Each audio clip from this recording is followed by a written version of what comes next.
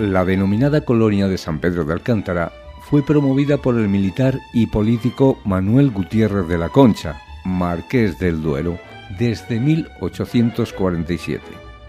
No disponía de fortuna personal, pero administró el de su esposa, marquesa de Revilla y condesa de Cancelada, vendiendo numerosas propiedades dispersas por toda España para formar dos latifundios, entre los cuales estaba San Pedro de Alcántara. Se comenzó a formar en 1857 y 1860 se puede considerar el año de fundación del nuevo pueblo, fecha en la que se programó hasta un acto de inauguración. Y aunque en ese momento no era un templo, la iglesia en sí ya estaba construida, ya que era un almacén para los apeos de labranza, entre otros útiles. El marqués del Duero empieza a comprar hacia 1856 la finca. Digamos que en 1860 hay como una fiesta de inauguración, pero la iglesia ya estaba construida. Lo único que se utilizaba como almacén. Entonces, hasta agosto del 69, pues es cuando se bendice, se abre. La colonia llegaría a tener unas 200 casas. Además de la iglesia ya mencionada, hubo casa de administración y otros edificios para usos agropecuarios.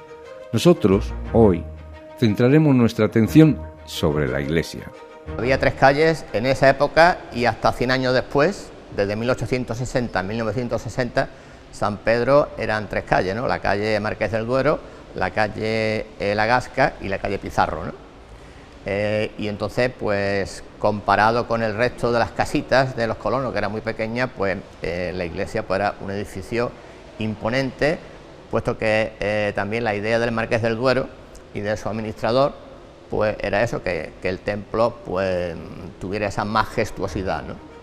Entre la voluminosa correspondencia cruzada entre el Marqués del Duero y su representante en San Pedro de Alcántara, y que se conserva en el archivo familiar del Marquesado del Duero, hay una carta que nos desvela los detalles de la bendición y apertura al culto del templo sanpedreño, que se produjo el domingo 22 de agosto de 1869. Realmente la idea fue del Marqués del Duero, porque el Marqués del Duero no solamente quería construir un pueblo que fuera modelo para la agricultura en España, sino que también quería, digamos, la fortaleza espiritual de los habitantes. Entonces, hasta ese momento, hasta 1869, el culto se hacía en una casa grande que había aquí en la calle Reville, y lo que se pretende, pues eso, que los colonos participen de la fe religiosa del Marqués del Duero.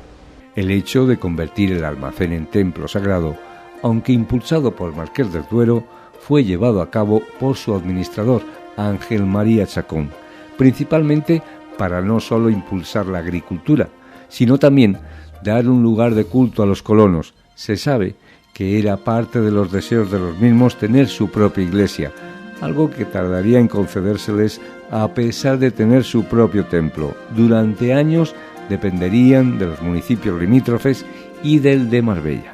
Ángel María Chacón decide abrirla porque, bueno, su sentimiento era a la vez que promover la agricultura y eso, pues es lo que intenta, pues que los colonos acudan al culto y eso, porque acudían ahí enfrente a una casa que hay, que todavía es antigua, ahí tenían las misas. Entonces la abre en agosto del 69 y tienen que retirar pues todo el material que había pues sacos de abono, había incluso un taller de carpintería, y entonces cuando la inauguran. Eran años difíciles en los que la población durante una década era muy oscilante. Todo dependía de los resultados de la cosecha. La inversión realizada por el Marqués del Duero había sido muy importante y su economía no pasaba por su mejor momento, con lo cual habría mucho colono que iba y venía. Se calcula que oscilaría entre los 500 y 1000 habitantes. En la época del Marqués del Duero, entre 1860 y 1870, pues la población oscilaba mucho, oscilaba entre 500 y 1000 habitantes, porque la economía del Marqués del Duero era, digamos, muy delicada, invirtió mucho dinero aquí, entonces estaba sujeto a préstamos. Entonces, dependiendo de la oscilación de la economía del Marqués del Duero y de la colonia, que tenía mucho altibajo, pues había colonos que venían y en otras ocasiones se tenían que ir porque no tenían trabajo aquí. En la colonia se pretendió una agricultura innovadora, con la extensión de regadío, análisis de tierra, participación en exposiciones, empleo de moderna maquinaria, el proyecto de una granja modelo y la contratación de técnicos especializados como ingenieros industriales y agrícolas. Los colonos que vienen tenían como dos métodos que son los tradicionales en el campo andaluz, ¿no? Uno es el arrendamiento, el Marqués del Duero alquilaba la tierra, ¿no? Y el otro era la parcería, le deja la tierra y luego las ganancias son a media. Aparte también de que tenía trabajadores dependientes de él. Por eso hay aquí cerca de la iglesia una calle que se llama calle Dependientes. Entonces los dependientes estos eran los trabajadores que dependían del Marqués del Duero y le pagaba un salario, ¿no? Como trabajadores suyos. Pero retornando la atención a la iglesia, ¿de dónde parte el nombre y patrón de la colonia? San Pedro de Alcántara. Todo lleva a pensar que fue escogido por la devoción que podía profesarle el propio Marqués del Duero y familia. Pero existen otras teorías que bien pueden estar en lo cierto y que tienen su lógica. Estas se basan en un nombre de mujer, Petra. San Pedro de Alcántara es un santo importante de España. Si uno entra en la Basílica de San Pedro del Vaticano, pues está allí formando parte de los grandes santos de la cristiandad. Reformó la orden franciscana, pero yo, al contrario de lo que se dice, que se dice muchas veces, es que la familia era devota del santo. Yo pienso que no. Además, los documentos, pues no hay ninguna constancia de eso, ¿no? Sino que la madre del Marqués del Duero se llamaba Petra, y esta mujer, como se quedó viuda en la guerra de independencia argentina y tuvo que sacar adelante a sus hijos, pues realmente los hijos pues le tenían devoción, digamos, a la madre, y después el propio Marqués a la hija la llama Petra Alcántara. Entonces, digamos que la colonia tiene nombre de mujer, la colonia tiene el nombre de la hija. Y esto es frecuente porque, por ejemplo, los larios, cuando compran tierras, pues San Martín del Tesorillo, pues porque un hijo se llama Martín. O sea que San Pedro Alcántara, según mi teoría, es que tiene el nombre de la hija del Marqués del Duero. La estructura de la iglesia ha variado poco o casi nada hasta la llegada de la Guerra Civil, en la que, debido al posicionamiento de la iglesia en la Segunda República, es incendiada por las juventudes socialistas. Tras estos acontecimientos, finalizada la guerra, hubo que restaurar el tejado y, ante la precariedad económica del momento, se optó por lo que se denomina bóveda de cañón o encamonada. Hay una foto que se puede datar en 1900, a principios del siglo, y la iglesia pues permaneció tal cual hasta el 19 de julio del 36. El golpe de Estado se da en África, en el norte de África, el 17, a la península llega el 18 de julio, y entonces pues el 19 de julio digamos que hay lugares de España, de Málaga, en este caso en San Pedro, pues se incendia la iglesia, ya que la iglesia, como siempre, había defendido la postura de los poderosos, pues entonces los radicales de izquierda pues incendian la iglesia y no solamente acaban con el edificio, que se viene abajo el techo, sino también con las imágenes, incluido la imagen del santo, que se había traído cuando se inauguró en 1869 de un convento de Málaga, del convento de las Catalinas. Entonces se pierde el edificio y también se pierden las imágenes con esta barbarie de julio del 36. La bóveda de cañón se hace normalmente con unas vigas perimetrales, unas vigas superiores. Realmente, cuando en aquella época se tuvo que hacer esto, se tuvo que hacer con la rehabilitación y la economía maltrecha de la guerra civil.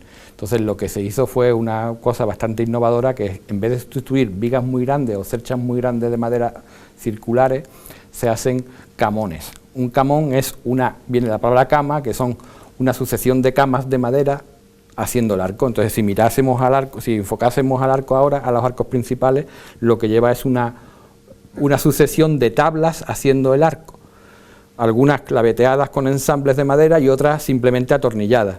Entonces eso hace que esa bóveda de encamonada sea autorresistente. Entonces no se tiene que construir, no se tiene que apuntalar inferiormente, sino que se construye desde arriba, haciendo esos camones, esas tablas, y después con la ligazón de tablas, de tablitas y de alfajía, se construya lo que es la base para hacer la bóveda de caña que tiene inferior. Desde su creación hubo que aguardar hasta el año 1944, cuando el obispo de Málaga la constituyó diferenciada de la de Marbella.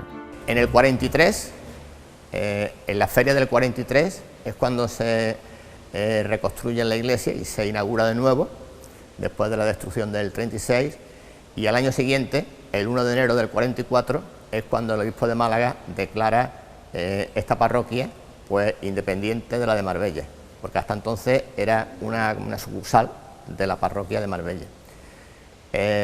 La parroquia de San Pedro, entonces cuando se crea en el 44, pues se extendía desde casi Puerto Banús hasta el río Guadalmansa. Después ya poco a poco pues se crean otras parroquias y va perdiendo territorio, ¿no? Esto es una vieja aspiración porque ya los colonos ya habían solicitado en 1868, en un escrito a la reina Isabel, pues habían solicitado la creación de una parroquia, ¿no? Porque decían, bueno, es que aquí dependemos de 3 ayuntamientos, porque la colonia dependía de Marbella, de Estepona, de Benaví, de 3 juzgados, de 3 parroquias. Entonces que querían tener una parroquia propia, pero no se consigue, ¿no?, hasta esa fecha de 1944. Desde entonces, las modificaciones que se han hecho en la iglesia han sido relativamente pocas. Su tipología ha requerido de pocos cambios en su estructura. Pues en las fotos que tenemos de principio del siglo XX se puede ver claramente que la estructura es la misma. La estructura es la misma y además prácticamente las restauraciones que se han hecho, porque en la guerra civil quedó destruida, pero bueno, destruida no en su estructura, sino pues todo el tejado, etcétera, todo lo que era combustible, ¿no? Pero tiene exactamente la misma estructura que ahora. Entonces, bueno, lo que se le han ido cambiando solamente es que si aquí había una ventana, ahora hay un altar, o allí no había puerta y ahora hay una puerta. La estructura es exactamente la misma. En aquel entonces estaba en un extremo del pueblo, o sea, el pueblo estaba en dirección al mar, digamos, las 3 calles, y en torno a la iglesia pues había tierra y había unos escalones más primitivos, pero la iglesia está prácticamente igual. Mientras su estructura se mantiene casi en el mismo formato desde su creación, soportando las inclemencias y paso del tiempo e incluso la guerra civil, su tejado no corrió la misma suerte, y llegado el año 2012, la situación llegó a un punto en el que se dieron goteras y la erosión sobre la cubierta y bóveda requirió de la intervención llevada a cabo por el arquitecto Jorge Chacón. Efectivamente, se hizo, bueno, era casi un problema ya antiguo y perentorio de entrada de agua, de muchas patologías, de incluso de alguna teja caída, de un ataque de xilófagos de toda la viguería de madera que teníamos en la cubierta, y fue imprescindible. Me hablé con Leandro, y digo, Leandro, si hay cosas importantes en la vida, una de ellas es el tejado y hay que rehabilitarlo. Y empezó la maquinaria. Como decíamos, la estructura en sí ha requerido poco mantenimiento, pero en este caso la llegada de las palomas a la plaza de la iglesia y la anidación en el tejado aceleró la degradación de la parte más expuesta y vulnerable del templo, su tejado, hasta el punto de tener la mayoría de sus vigas en un estado de riesgo de caída. Realmente la iglesia, en sí la iglesia ha tenido poco mantenimiento porque es un edificio bastante sencillo, bastante construido de una forma bastante noble, con materiales muy de la zona, y eso se notaba. Lo que pasa es que el paso del tiempo, la incorporación de las palomas a la plaza de la iglesia, que aquí no hemos sido nunca un pueblo tradicional de palomas, pero desde que vino la modernidad del siglo XXI, pues nos ha dado por poner palomas donde no hacen falta, porque además tampoco es el mejor animal para convivir con los humanos, pues hizo muchísimo daño a la cubierta porque anidaban, porque picaban, porque levantaban tejas y realmente fue un problema. Entonces, claro, nadie quería atajar el tema de las palomas, no hay un palomar, no hay sitios cercanos donde alojar a esos animales y creó un problema. Creó un problema porque las tejas, había 4 o 5 puntos de entrada puntual muy fuerte de agua, de hecho que puso en crisis incluso hasta la bóveda de la parroquia, del techo la puso con 2 zonas puntuales de derrumbe y se tuvo que acometer la obra como una necesidad urgente más que sino de simplemente mantenimiento. Accedemos a la cubierta, accedemos a lo que había, andamos por encima del cañizo de la cubierta de la bóveda y nos dimos cuenta de que el problema era aún mayor, porque había un ataque de xilófagos muy intenso en 4 de las 5 vigas principales, hasta tal punto de que una de ellas estaba fracturada. Las actuaciones realizadas se centraron mayoritariamente en la sustitución de materiales. Barajando el peso del tejado y embovedado, se decidió buscar materiales modernos que fuesen del mismo o inferior peso al que había, con el fin de no tener que tocar la estructura de la iglesia. Sobre el tejado, lo que sí se ha mantenido son las tejas alicantinas originales usadas en las obras tras la Guerra Civil. Lo que se hizo fue sustituir todos esos elementos estructurales de madera, se sustituyeron por los metálicos, y como las nuevas tecnologías hacen que ya el construir con pares y alfajías, que era lo que tenía únicamente, y tejas, no tiene mucho sentido por la durabilidad, y lo que se puso fue un panel compuesto, que es este que vemos en el techo, un panel composite, que es un panel de 2 maderas tratadas para que resistan el paso del tiempo y sean ignífugas, y un aislamiento interior para que que la cubierta soporte su propio calor, ¿no? Porque realmente la parroquia antes era una parroquia bastante calurosa en los meses estivales, ¿no? Y ahora mismo lo que es un panel, y sobre el panel hay una lámina asfáltica sencilla, hay una disposición de rastreles de madera y encima la teja alicantina, que se recuperó casi toda la de aquí, y alguna que faltó nos la trajimos gracias a que aquí también había un edificio como el Trapiche de Guadaiza, pues las tejas que allí nos quisieron, nosotros nos las trajimos, porque realmente fue es decir, se rehabilitó el Trapiche y no se aprobó la teja, cosa que no se entiende, pero bueno, hubo otro compañero que lo decidió así, ¿no? Pero que nos trajimos las tejas, y todas las tejas que hay son las que proceden de la rehabilitación después de la Guerra Civil. La obra presentó diferentes retos durante su ejecución, principalmente el trabajar en un templo que seguía abierto a sus feligreses, lo que supuso unas medidas de seguridad bastante importantes, pero también el hecho de que para los temas de cerrajería los operarios debían trabajar colgados. El primer reto que encuentra es que el párroco dice, y los feligreses dicen, que hay que seguir dando misa. Entonces, ¿cómo rehabilitas, cómo desmontas una cubierta donde a 14, 15 metros de altura hay feligreses dando misa, entre los que me encuentro? Y eso supone, primero, que el diseño que se haga tiene que ser compatible con ese uso. Hubo un momento de 1 mes y medio, 2 meses, que no se pudo ejecutar, evidentemente, porque claro, ya era un tema de seguridad.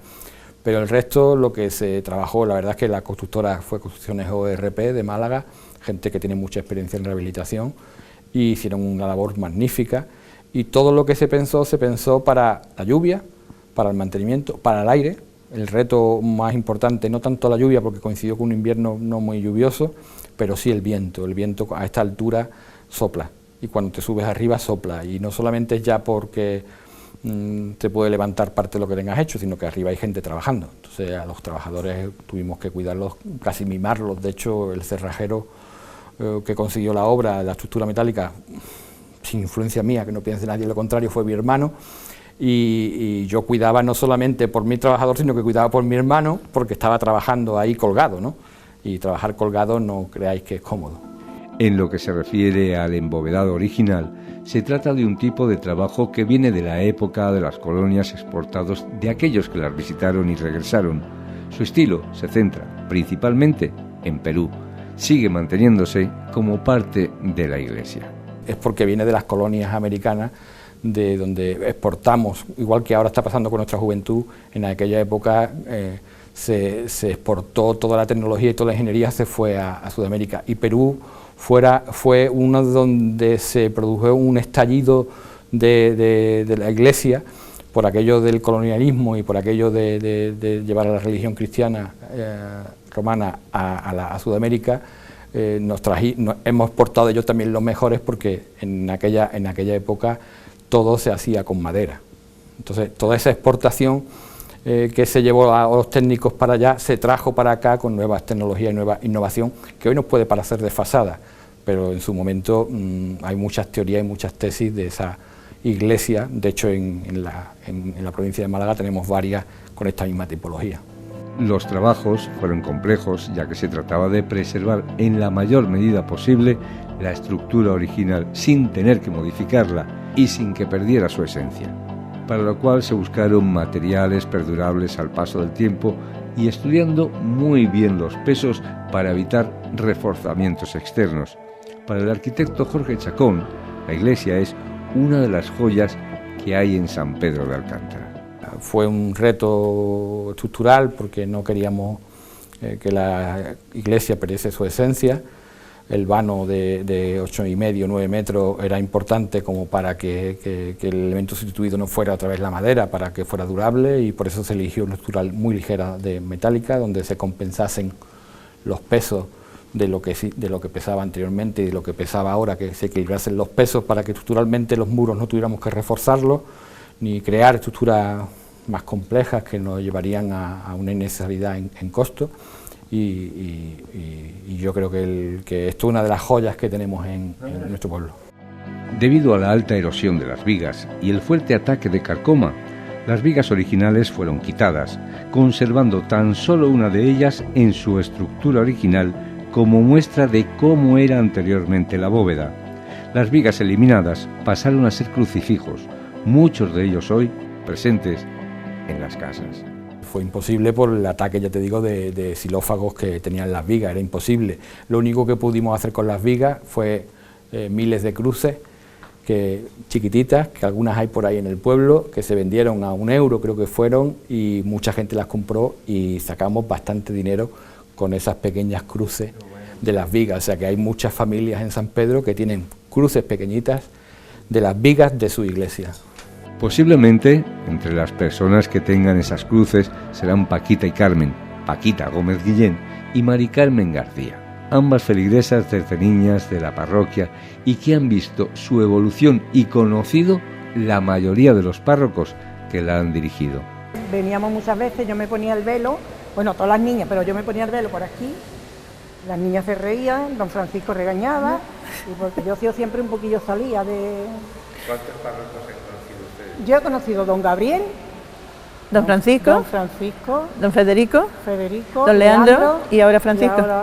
Y yo me acuerdo también del que nos bautizó, de don Juan Fortuny.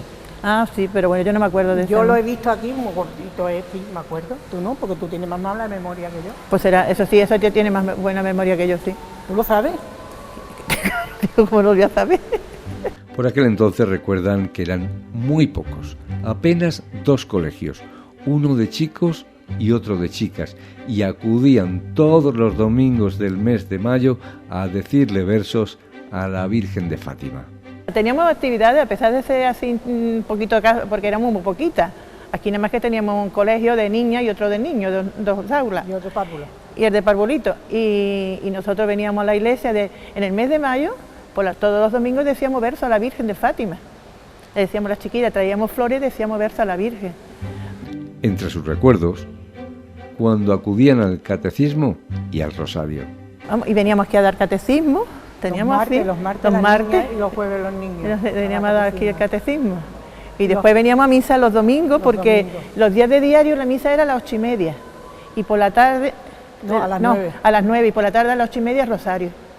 Y aquí que estamos siempre pegaditas aquí. Sí, a misa no veníamos porque teníamos el colegio, pero luego el rosario era todas las noches. Con nuestros velitos como antiguamente, claro. Paqui es catequista y aunque a Carmen le hubiese gustado la circunstancia, se lo han ido impidiendo, pero no son las únicas. Bárbara Macías es también una feligresa catequista, vinculada a la parroquia por tradición familiar desde su llegada a San Pedro de Alcántara. Yo soy catequista también. Y yo he sido, pero después por... Venimos mucho, yo soy del coro también, de la parroquia, y que tenemos 3 coros. Yo estoy en uno y vengo los sábados. Y a la de los niños, cuando tenemos misa de niños, también estoy con los niños, porque como soy la catequista, pues... Es que ella no ha estado trabajando en la calle nunca. Yo tenía una churrería de toda la vida, entonces yo no he podido... Después mi hija, los niños, después mis nietos los he cuidado yo y estoy cuidando ahora a otros chiquititos, pues no tengo la facilidad que ella tiene. Yo desde que llegué, mi misa los domingos, eso era lo que tenía, estaba trabajando, eso era porque tenía mi madre para mí, eso era la parroquia, en fin, lo traía yo ya de mucho tiempo. Y muy bien. Entonces yo no fui catequista, hasta ya después, ya hace ya 20, bueno, cuando ya se murió don Francisco, fue cuando se inició ya más catequesis, porque ya San Pedro se fue haciendo más grande.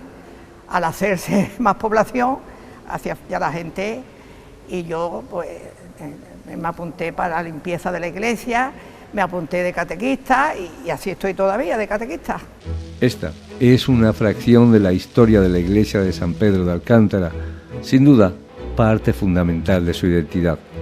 Hoy en día su párroco es el padre Paco Sánchez, quien antes de ser destinado a este municipio ya había oído hablar de él.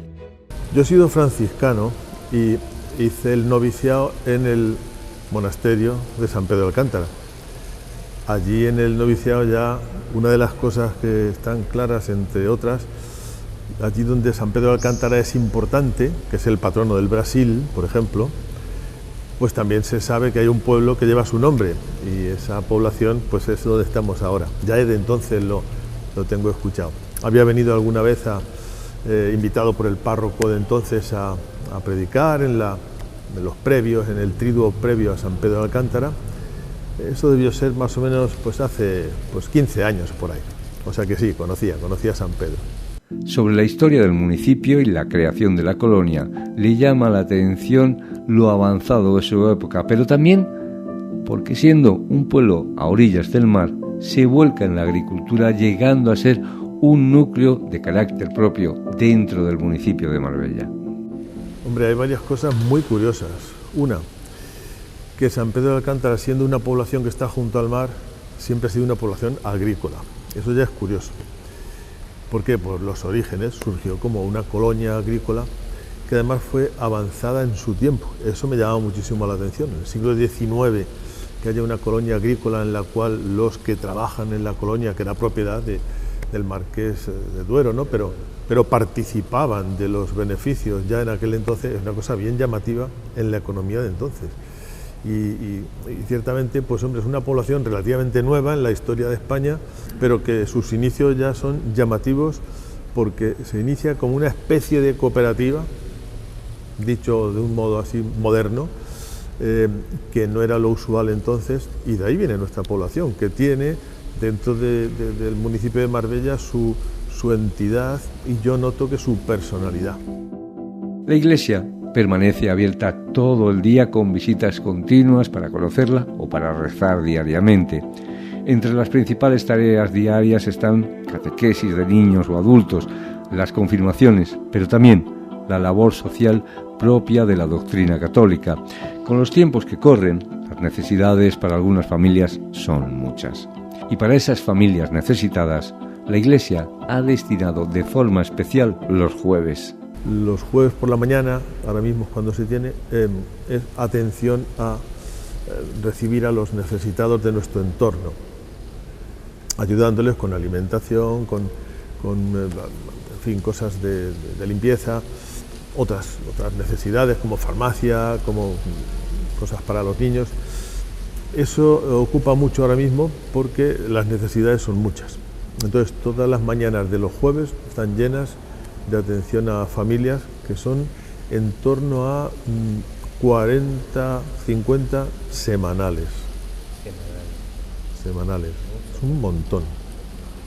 Entre los cuales hemos contabilizado unos 150 niños. El templo de San Pedro se creó por la fe y creencia cristiana del Marqués del Duero y Ángel Chacón, y evidentemente la devoción de los colonos, pero en la actualidad la sociedad ha cambiado y la Iglesia también está experimentando cambios. La sociedad en general no es la misma, la fe, devoción y pasión se viven de otra forma. Es como dice el Padre Francisco, parece que la Iglesia no está de moda. El cambio es evidente, el cambio en la importancia que socialmente se da a la vida religiosa, a la fe, a vivir la fe, a unirse a un credo, digamos, es evidente que ha cambiado. No está de moda el sentirse miembro activo de la Iglesia, eso no está de moda. Sigue habiendo personas que viven con mucho gusto su vinculación. Lo que permanece es el deseo de, digamos que de manifestarse cristiano por ciertos ritos. Entendamos. Exactamente, pues se mantiene el bautismo, se mantiene en la mayoría de las familias la primera comunión, la catequesis. Como hemos oído, hay quien visita la iglesia para orar, quien nunca ha dejado de acudir desde muy niños y quienes la consideran una joya en la historia de San Pedro. Nosotros invitamos a que vayan y consulten si puede ser visitada esa parte tan especial que es el embovedado y los trabajos que ahí se hicieron, preservando el pasado defendido por los materiales modernos, un proyecto que tiene más importancia histórica y sentimental que el propio proyecto en sí. Y ha sido uno de los proyectos, quizás no por volumen de los más importantes, pero sí de los más importantes sentimentalmente, porque esto es un edificio que tiene que durar pues otros siglos de supervivencia.